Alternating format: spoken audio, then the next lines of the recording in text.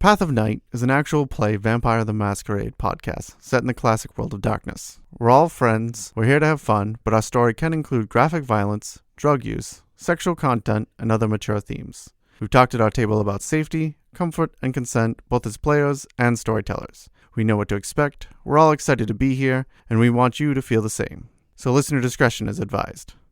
Now let's walk the Path of Night. Last time on Path of Night, Johnny and Wynn were headed to meet with Earl Weathers when a masquerade breach at a Dunkin' Donuts erupted into an explosive fight with the Sabbat pack, the Killing Spree. The pair managed to escape with their own lives, hiding away after a fortuitous run-in with Johnny's ally Kabir. The Ravnos hid them all from the Killing Spree's hunters and told Johnny he needed his help to pick up allies from JFK in New York City, territory crawling with more Sabbat. Johnny agreed to head out to repay old favors to his friend before he and Wynn headed to an all-night diner to meet with Weathers. The two worked to convince him that there were still things in New Haven worth fighting for. Now, meet with the rest of their coterie and talk about the nights yet to come. Johnny, you wake up the next night, feeling a little restless in light of everything that's going on. In the little room that you keep, you can kind of already hear the buzzing of your beeper. He closes his eyes again, reaches for his pack of Morleys, grabs one of the Morleys, pops it into his mouth, lights up, lazily looks over at the beeper. After a minute or so, finally reaches over, takes a look to see who's called him.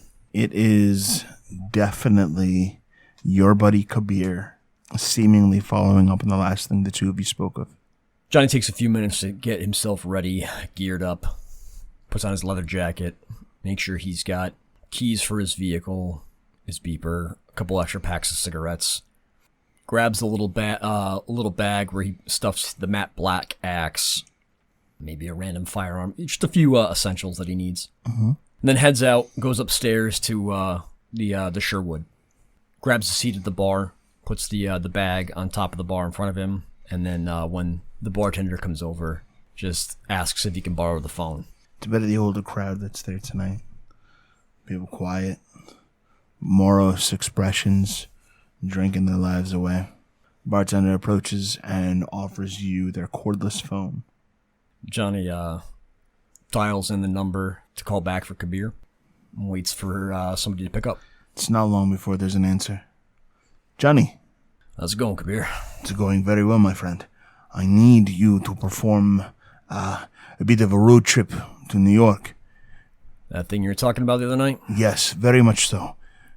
I must warn you that the people that we are making contact with, I don't know that I completely trust them, but they are my friends. So long as you are careful and, do that Johnny thing that you do if things go wrong, I see no reason that things will not go smoothly.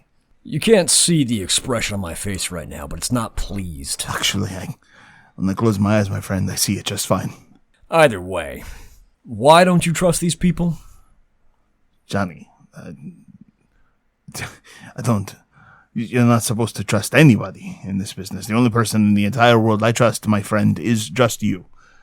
Uh-huh. All right, well... It's because we are so close. So you mentioned that there were assassins involved here? Did I? Yes, I did. Okay, so these assassins, they come from the east, not the far east, but you know what I mean. Now, these men are very dangerous extremists, and they believe that all of the Gate of Cain should be destroyed. But do not worry, my friend, they are no longer able to commit diablerie like they used to.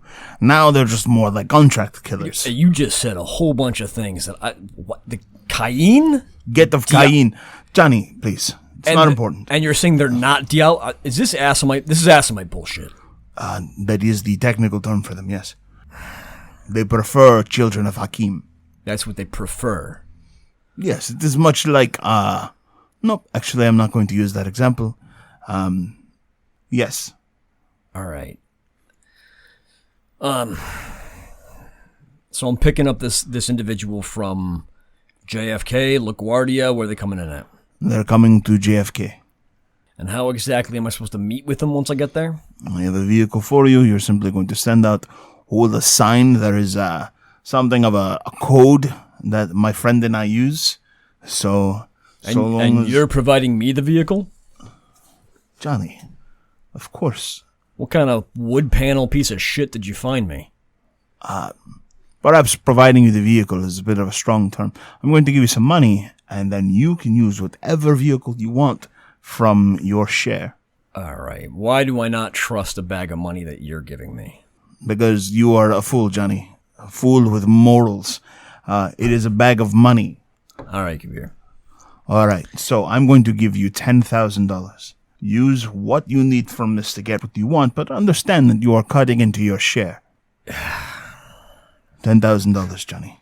American. You realize that $10,000 is not going to buy me a decent vehicle to get down to New York to pick somebody up in, right? It will buy you a nice crowbar, and that crowbar will get you any car you want, Johnny. What is the problem here? No problem, Kabir.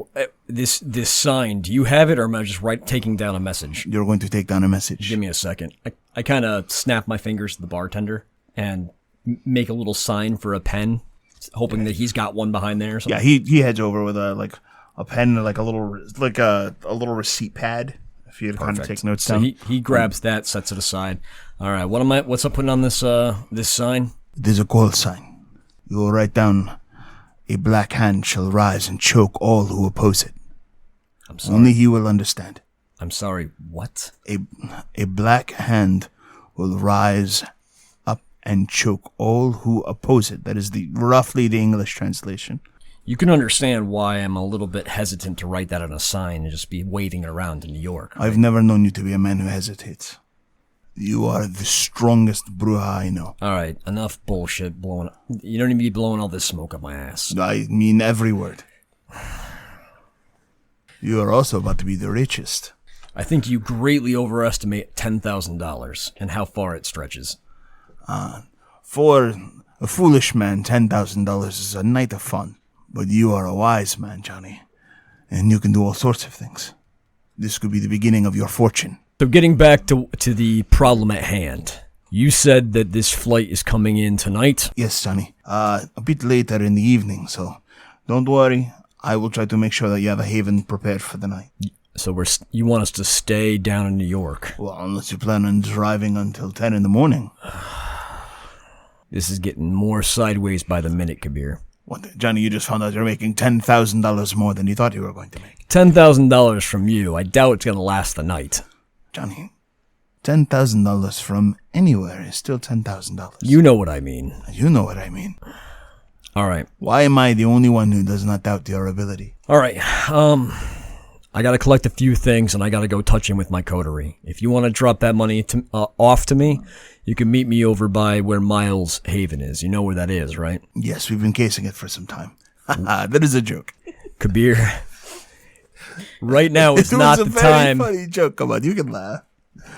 I would laugh in any other situation, but when I'm looking over my shoulder every goddamn night with the killing spree around, the domain falling apart, now is not the time to be throwing jokes at me like this. Johnny, through all of your life, you will be a moment away from death. There is always time to smile. Johnny kind of cracks a half smile. Yeah, I guess you're right. But seriously, I know exactly where Miles' place is, so I will drop the money off there. I'll see you then. You simply follow the colorful cars. He laughs. Take care, my friend. And he hangs up. Johnny does the same. Slaps down some money to kind of just tip for the fact that the bar is kind of acts as Johnny's personal office. And heads out with his notes about the sign and his little bag that he's planning on taking with him. Okay.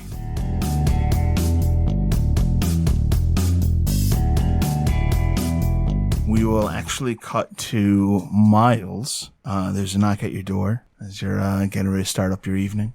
Your manservant answers. I was going to say, I don't answer my own door. And shortly thereafter returns to you perplexed.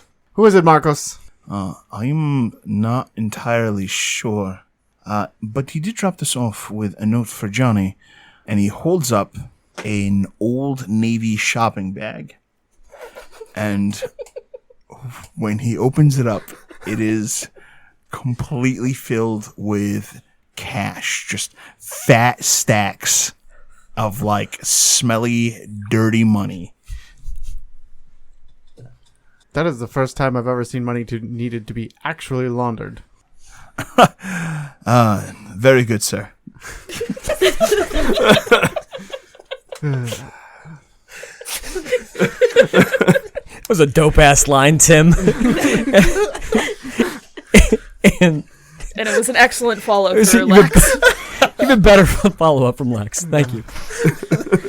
I think... God, this is like Kabir's sock money. I believe that's some sort of intended payment for Johnny, which... That is the exact impression I had, sir. Yes. I really hope that he did chemistry this money. And he decided to chemistry it as sock money. Like, it could have been anything, but he decided to make it just the grimiest... So that it's believable. Yeah, it's right. like, they'll never doubt this. It probably means the job is on. Do we have any transport for a number of people? Well, I can make arrangements for any sort of transport you need. Why don't we see if the new Hummer is ready? Excellent. I'll make arrangements at once. Do you wish for Johnny to receive a phone call? Yes, that'd be grand. Wait, he's probably got a beeper. So yeah, tag his beeper, see if he'll respond. Sir, your coterie does not yet have phones? We will be gifting them the phones today. Very good then. And he will excuse himself, and he will shoot Johnny a beeper message saying, ready. And after about 10 minutes or so, he returns with a little bit of a perplexed expression. Just, may I, is the intent to arrive incognito? Probably. I don't really know the extent of this. I don't know that we have anything on hand that would fulfill this function. Anything we could procure or borrow? Yes, of course. This might be time for one of those oversized, ugly, black SUV deals. Perhaps we should ask Johnny what he prefers? Fine. He kind of pauses when you give a negative response. It is his thing. I have standards. I understand. But if it is not your intention to keep this vehicle, who do you wish to have it? Oh, right. I just figured we'd borrow it from, the Ventru parking lot full of black SUVs or something. I believe those are taken, sir. All of them? Yes, by the Ventru. But I can make arrangements. So, even worse than a black SUV, a grody-looking utility, Dodge Sprinter van.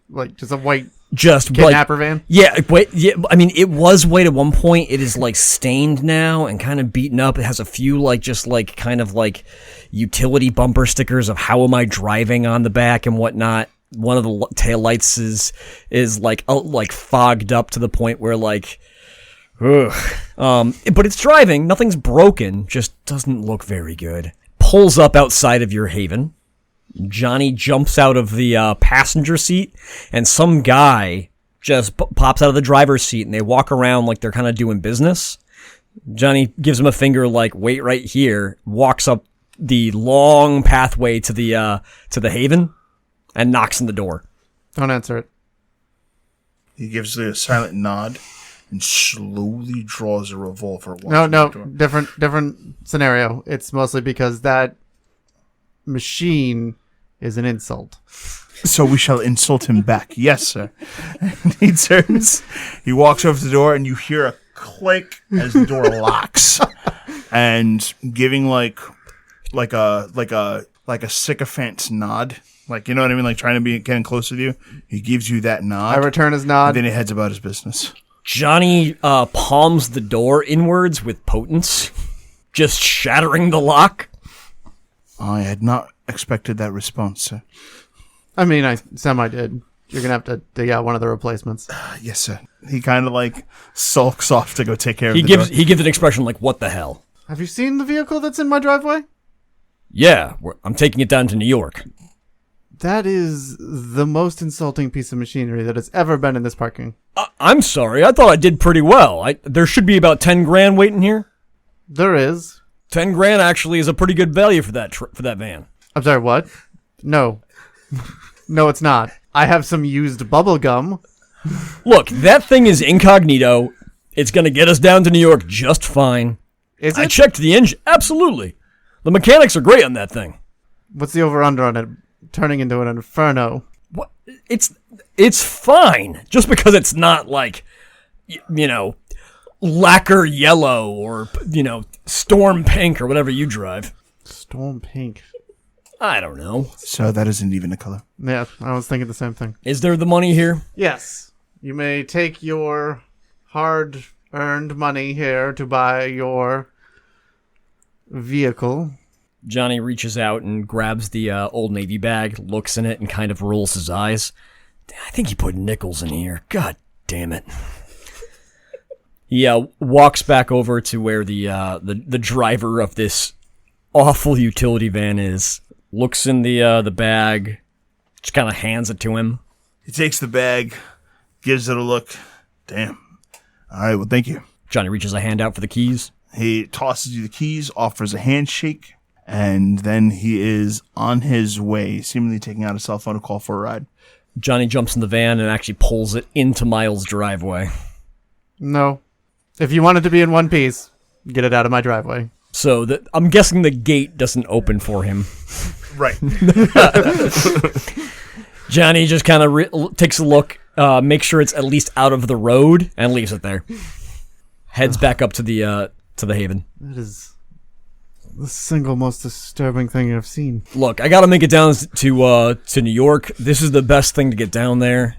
We might have some heat on the way there. Honestly, I might appreciate having the rest of the coterie with me for this pickup. Very good. I was thinking that we should probably all go anyways, since who knows what's going to be down there. Hey, look at that. You and I are agreeing for once. Maybe tonight won't be so bad after all. Johnny kind of pushes past in kind of a flippant way, like he maybe just didn't completely mean the good sentiments, and heads indoors. Miles' ghoul looks at him, gestures to his revolver. I whisper quietly to Marcos. I'm like, we could always have the police called and have it towed out of here. Yes, sir. Oh, no, don't. Oh, that was a joke. Yes. Of course. Good one, sir. Marcos. Yes. Put it on a schedule. We need to talk when I get back, too. Of course. When would you like it scheduled for? The next available night once we get back. So it'd be sometime tomorrow, the day after. First thing. Very well. I will do so. Otherwise, prepare the gear. I think we'll be moving out. I will prepare your equipment at once. Thank you. He turns and sets about to do that. Did you call anyone else in? He says to Johnny. I gave a call out to Wynn's beeper. I figured Britta would be here with you. You want to give her a call? Yeah. So I will dial up Britta.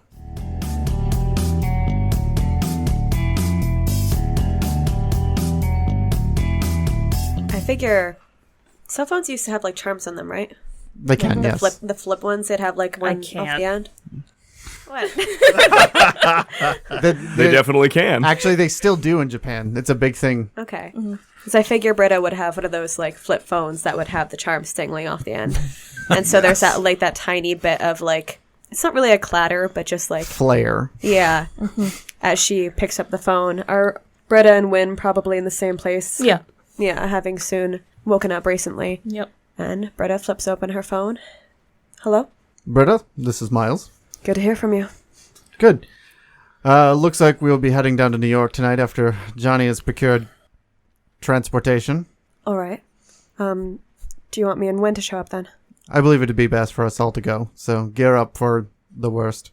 All right. Sounds like I'll be depending on you for some equipment then. Very good. I'll have Marcos prepare your kit. Thank you.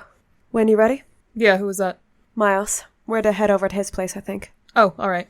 Oh, shit, I missed a call from Johnny. All right, you got a phone in here, right? Britta hands over the cell phone with its new charm. She hits redial. I think Miles gets a call. Yep. How can I help you, Britta? You can call me by my name instead. How was I supposed to know you're calling for Britta's number? I don't know, it's just funny to me. Oh. Very good. Is Wynn? Johnny with you? Yes, Johnny is here. Can you put him on, please? I put the phone down and put it on speakerphone. You're on speaker. Hey, Johnny, what's up?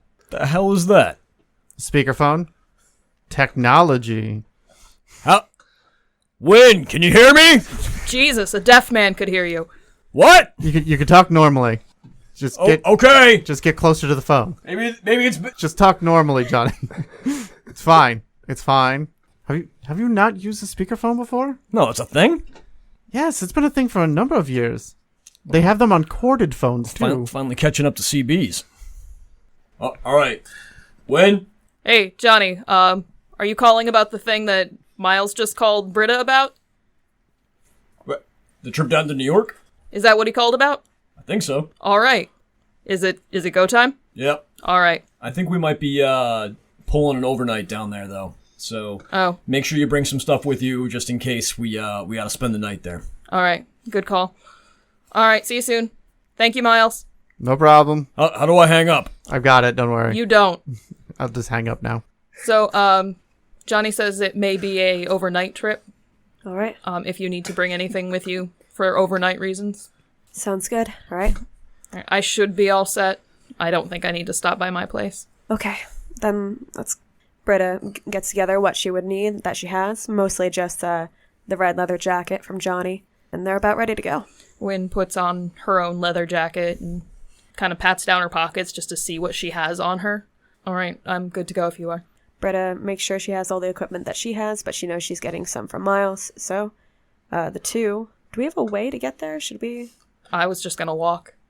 How far are we? You probably have a borrowed car. That's Not one of my favorite cars, but like The Chevy Blazer. like from a last brown, season. like the brown. You have some pathetic Shelby. No, Cobra. actually, Johnny has the Blazer last time we checked. So she probably has like the brown BMW. Man, I can't keep track Right. of your cars. Hang on, I'm gonna write that down. That's for future. that's my incognito vehicle Alexis from last year. in a standard color. What is this garbage? All right, and do you need a I had to point? buy it You from just a need the point if it's used in lot. manual, right? Can you drive normally if it's automatic, or do you need it just for manual? How does that work?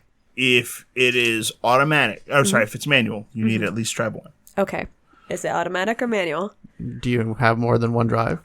It's never been fully discovered in character. Let's go with automatic then, because we assume nothing about what you know. To be fair, I think Britta's got drive I think at 5. this point in the 90s, most luxury cars were just automatic. Yeah. Okay. It was an aspect of being That was considered honestly, it's like late 80s to like the mid 90s. It was Unless they're specifically like sports performance cars. right, but Right. yeah, I think most of the sports cars were like nice luxury vehicles were like automatic Automatics. was Yeah. that was a Right. feature. Cool. Then Britta and Wynn are going to get in the car and head on over. All right. The two of you rendezvous back at Miles's place. Is there an ice cream truck parked in front of Miles' house? Our ice cream truck's supposed to be that beat up. Oh no, that's a kidnapping van. I hope everything's all right. We could go check.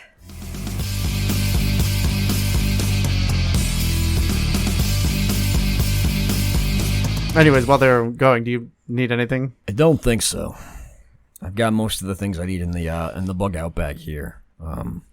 If you have some heavy duty sleeping bags, might not be a bad idea just in case we're hit up for a place to stay. But Kabir said that he's made arrangements down in New York for a impromptu haven in case things work out that way. And I guess the flight we're grabbing this person at isn't supposed to be coming in till late in the evening. I mean, more like early in the morning. So Got it.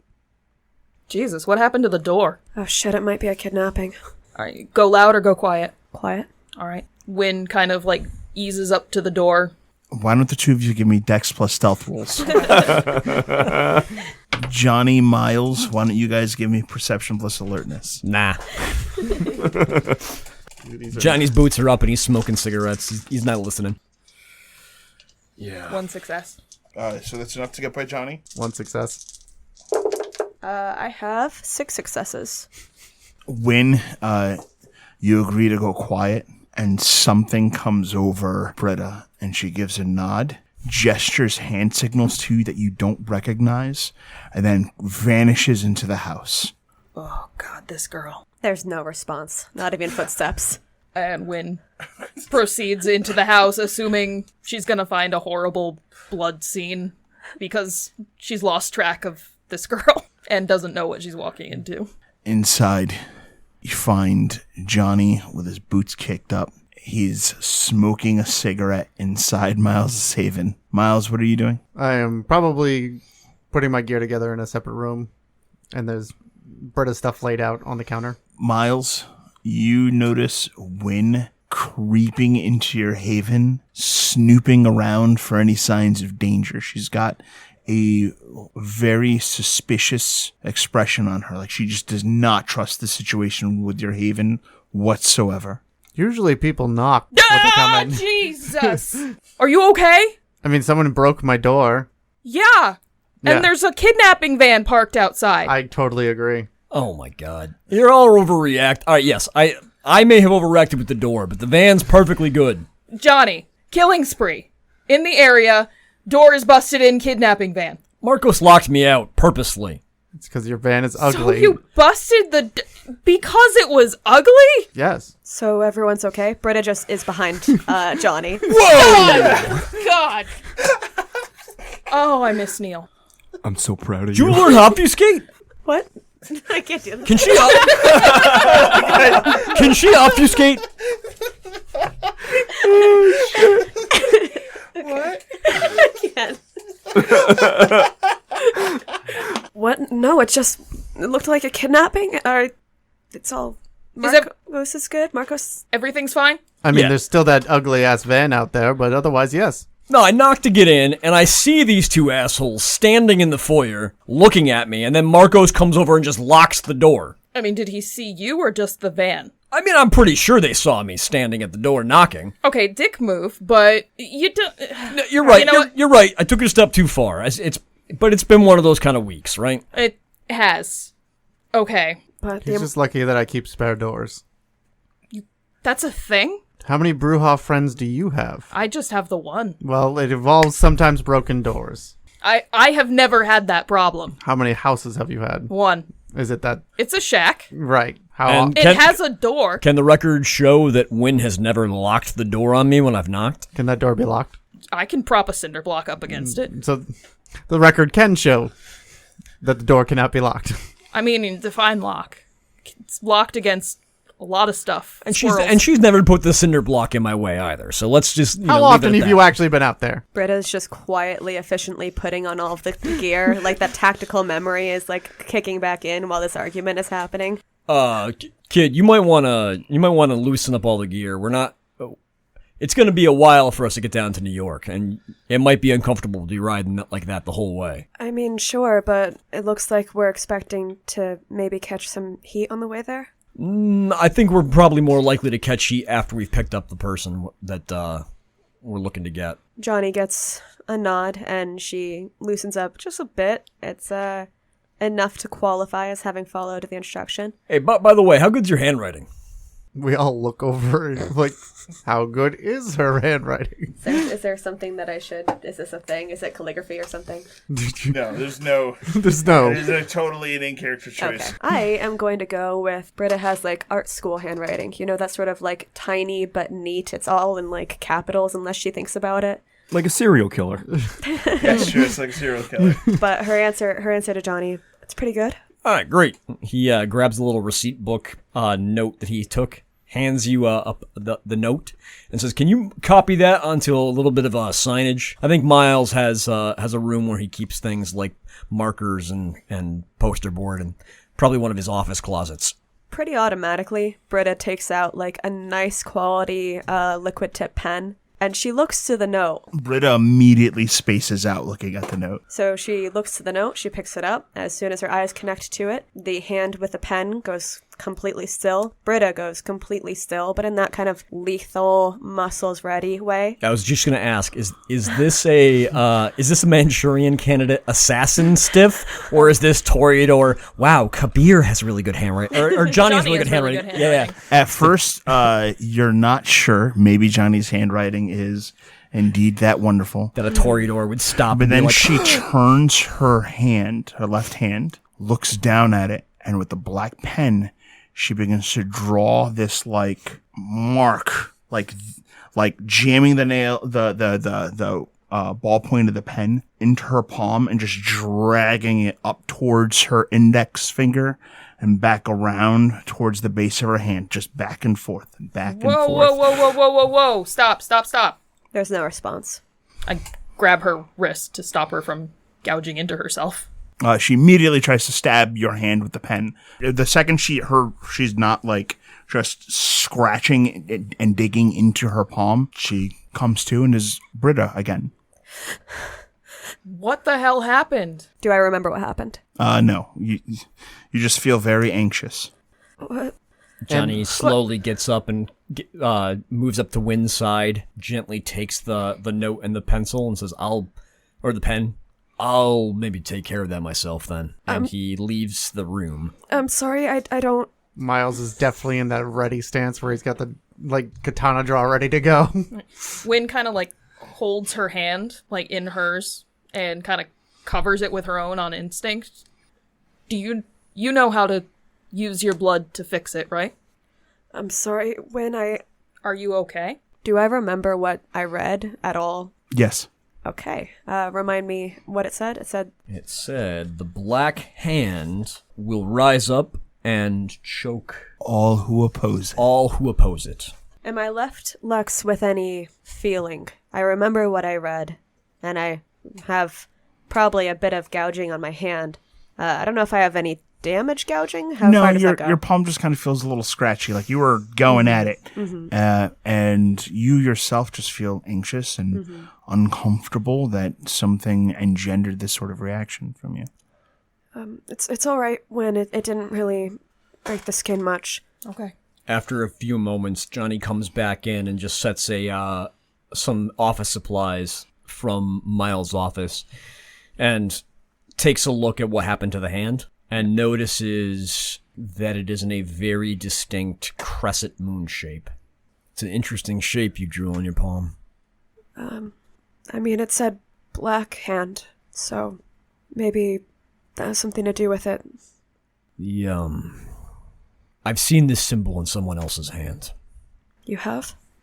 My sire had a tattoo like this on his hand, and everyone that ever spoke about him referred to him as the Black Hand. So I have some connection to your sire. I always thought that was his name. Now I'm starting to think that whatever the Black Hand is goes way past just him. And it connects to whoever we're picking up. They have something to do with the Sabbat. So do you.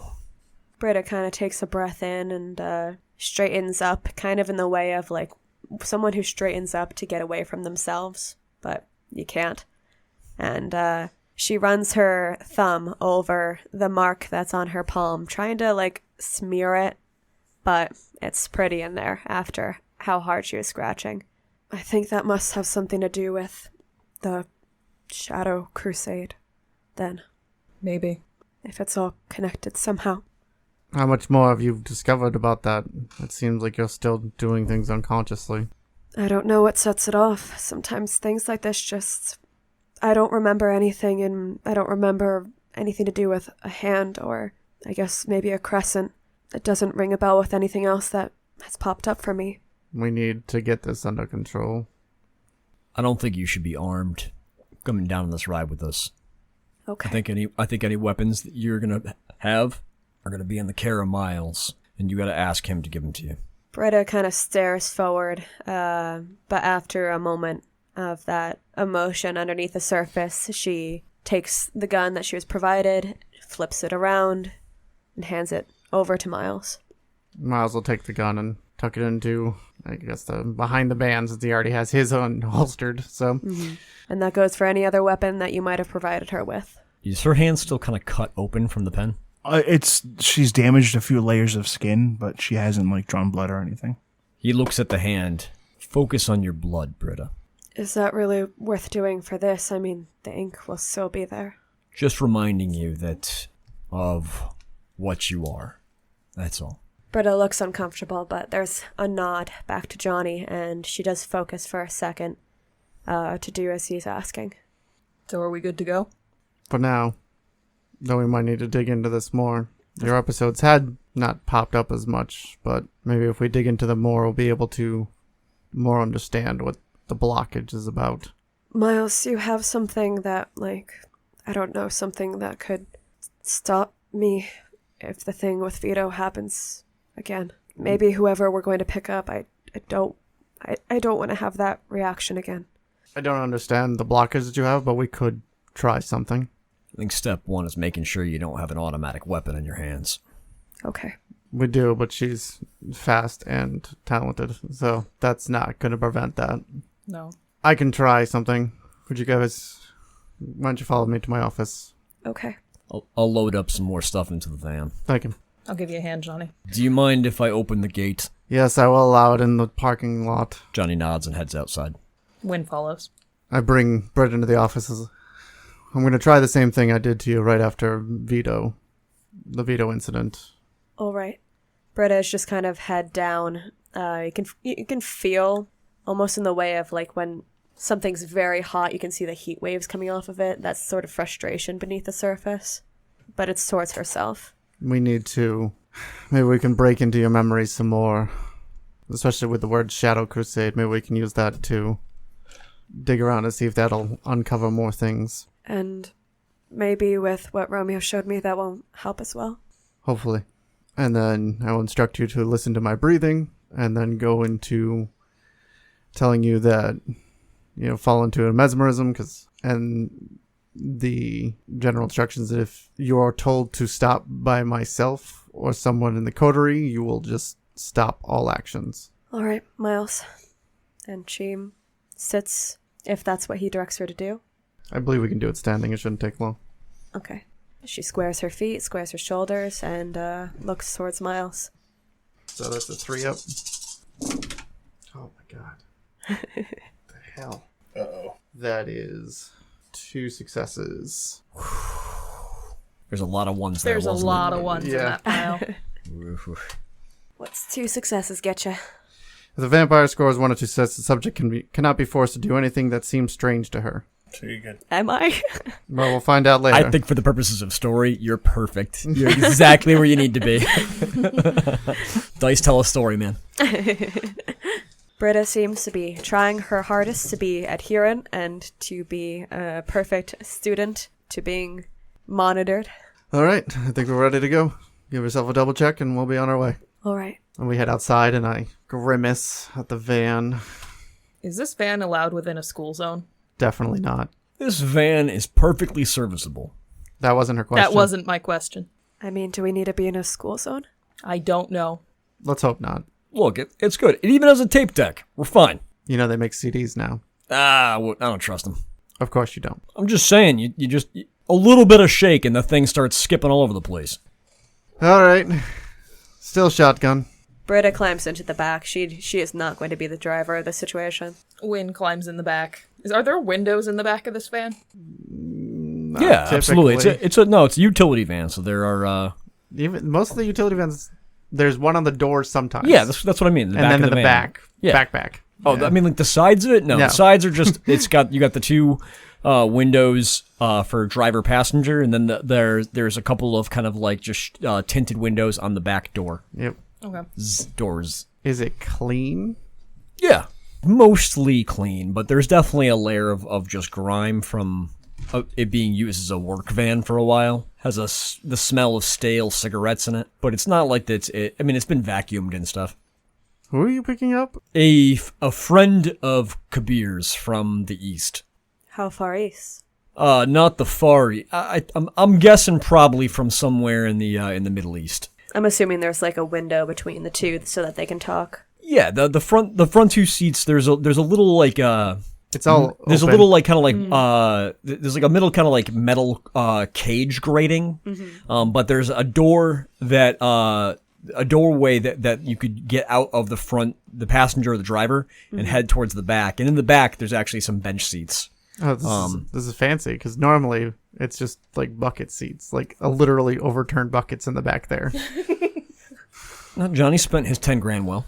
Yeah. Best fucking response to that possible. Guys, look, I didn't just, blow the cash, all right? It's got an ashtray. It's got low mileage on it, too. It's got low mileage and it's been beaten this hard.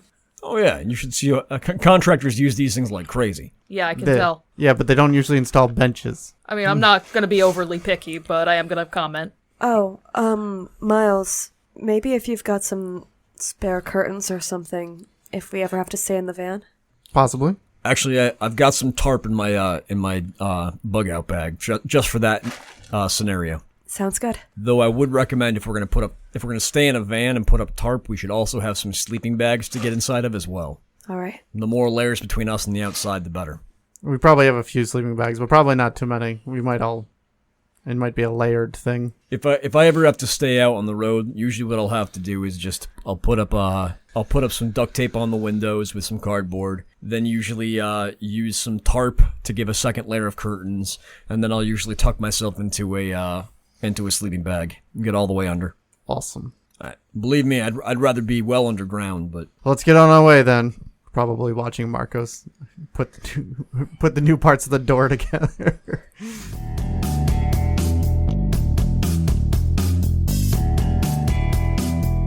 So the group of you are just about ready to head out. There is a knock at the doorway. Miles, when you turn to look, you actually recognize your sire. And not only is your sire present, but there is a woman who is with him. And she is dressed in these very, very tight leather pants, knee-high boots. Is there enough varies there? What looks like a corset, maybe. And she has a long coat that she wears over it. She has dark, very like a dark chocolate colored hair that's kind of in curls that kind of fall around her face.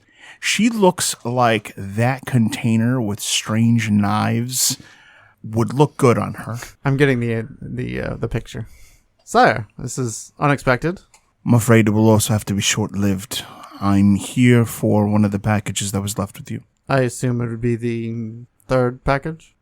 Yes, Miles, the third package. Yes. Well, I didn't know if you wanted any of the other guns or anything at this point. No, please retrieve the third package, Right. please. Wynn just makes herself very scarce.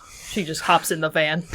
Britta's curious. She's got an eye out. I love that one's not too heavy, if I remember correctly. No, it actually looks to be like it was gear for one person. Right. It was like an assassin's. So I'll go pull it out of the personal stash place Okay. and bring it out myself. Your sire turns to this woman and says to her, "My child will accommodate any of your needs. I must get going. Good luck." She gives him a nod and he heads off. And she turns and looks at you. Good evening. I'm going to need a car. What kind of car? The best one you have. question: Does Britta need to make a check looking at this woman? Oh my God, yes. She had to make a check looking at her corset in a box. Yeah. Well, she's not wearing her corset. She's wearing a different What's one. my check? What's my check? You're going to roll self-control diff 7. Did you guys replace those silver knives? No. I think I lost a couple of them. The remaining ones are in my bug out. I replaced the one that I put in there. They are grimy. I put the one that I had back. Yeah. They got a layer of Brujah on them. Yeah, nobody wants that. No successes. Okay. Miles, while you head off to retrieve, you just kind of notice Britta very, awkwardly ogling this stranger that's at your haven. With the sweet moon drawn on her palm. I'm going to maneuver her to, I don't know, ogle from some other direction. Unaware of your presence. Right. Britta kind of, hushes you, pushes an index finger to your lips and just keeps staring. The woman, whoever this person is, does not seem to have noticed that anything unusual is happening and is simply politely waiting for you to get her stuff. Well, here's your stuff. And what kind of situation would you need this car for? I have cars for different situations. I'll be using it for driving. Get me the best car you have. And she starts opening it up to collect her stuff. Give her the Lambo. No. She God, said, no. best car you have. Yeah, but then she said driving, so she obviously doesn't know what that means. Oh, boy. Can I see Britta? Oh, yeah. van? Yeah, Britta is not being subtle. She's just got this, like lopsided smile and is just staring at. He's gonna pull her. It's important to note, she's not staring at this kindred's beauty. She's staring at the like perfect vampire aesthetic that they have going on. Just gonna back her up so she's standing behind one of the tinted windows Marcos. while she's staring, so she can still stare, but she's not super obvious about it. Marcos, is the Ferrari back? Yes, it is. Very good. Let Miss Lucita. Oh, shit. Miss Lucita, please give her the keys to that. He turns and he gives her the keys. The woman kind of like raises an eyebrow and looks at you. Their weapon's missing. Oh, that's my fault. Johnny pipes up. He walks over with his like little like duffel bag, kind of rooting through it. I lost a couple of them. Here we go. He pulls out the remaining silver throwing daggers and just lets them clang down into the box. Sorry, we needed to borrow them in the defense of the Elysium. Hey, they worked. They killed a werewolf. That's the point. she very in a very professional manner, quickly cleans off the weapons, puts them away. She stands up, cracks a smile to you. Thank you. Where is the car? It'll be out in the garage. Great. Marcos can bring you there if you'd like. Perfect. And she kind of like makes a face noticing a note that's been left for her and doesn't pick it up. She just heads off to go collect the car.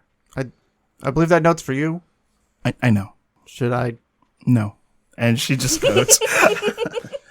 Man, she's out of your sire's league. Britta has like an elbow set into the corner of the window and like looks like disappointed when she can no longer stare as she disappears. Did she leave anything behind or did she take the whole kit?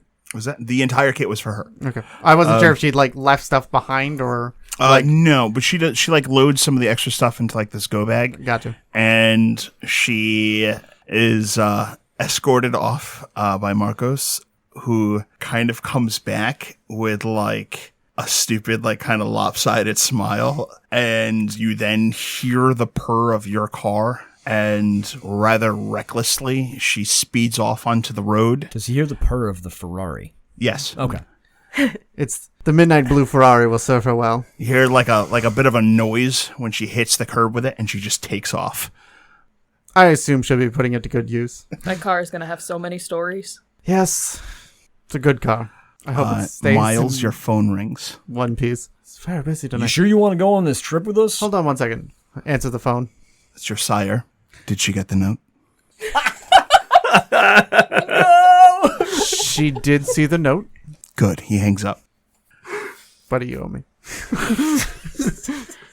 No, we should be good. I don't think anybody will be returning tonight. It was odd that I didn't get a call ahead of time. Maybe he didn't. Anyways, let's go. I've had enough of this. Let's also not get any more fights with werewolves, because that was all the silver we had. I'm working on that.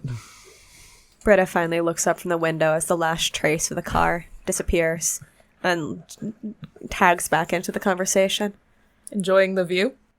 Yeah? I mean, well, yeah. I'm just fucking with you, kid. She's just really... Yeah, get in the car, child.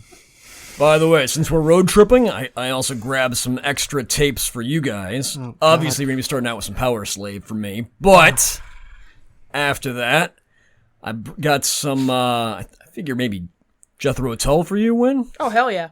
Right on. Miles, I was figuring maybe, I mean, you like all that weird kind of synthy 80s stuff, so... I like many things. Well, I'm going for, what is this, Hungry Like a Wolf, That would be Duran Duran. Yeah, there you go. That seemed kind of fancy enough for you, right? Fantastic. And, Britta, I have no idea what you listen to, so I got just, what the kids are listening to these days, some Spice Girls or something. I remember them. All right, pack in, guys. Maiden's on first. Power Slave of all the albums.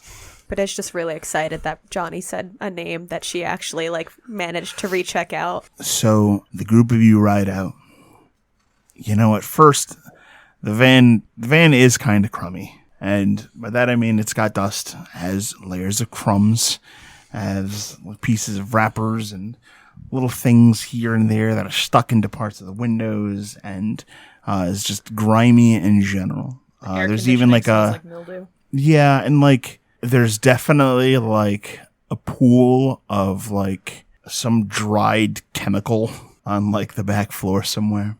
But between the music and one another's company, you find yourself starting to have a good time. Path of Night is an actual play Vampire the Masquerade podcast set in the classic world of darkness. Britta Ashcroft the Toreador was played by Rebecca Steigelfest. Johnny Saxon the Brujah was played by Garrett Gabbey. Miles Davenport the Ventru was played by Tim Davis. Neil Foster the Malkavian was played by Rob Muirhead. Wynn Cabot the Gangrel was played by Erika Webb. Your storyteller was Lex Lopez. Recording by Rebecca Steigelfest. This episode was edited by Rob Muirhead. The music used in this episode was January Grunge Love Fest by Technoaxe. Visit them online at technoaxe.com. Path of Night uses the 20th anniversary edition rule set of Vampire the Masquerade with a few limited house rules. Vampire the Masquerade is owned by Paradox Interactive. Make sure to subscribe to us wherever you get your podcasts. Follow us on Twitter at Path of Night Pod, on Facebook at facebook.com/Path of Night Podcast, or email us at pathofnightpodcast@gmail.com. See you next time, Kindred.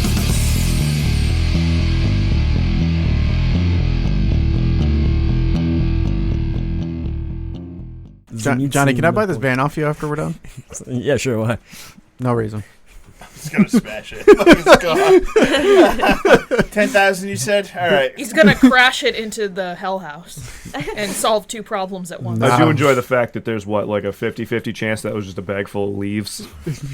Oh, yeah, absolutely. It was a bag full of just receipts and garbage. Maybe worth something to Neil if you were around. But you have $10,000. Wait, an old plastic Old Navy bag filled with receipts?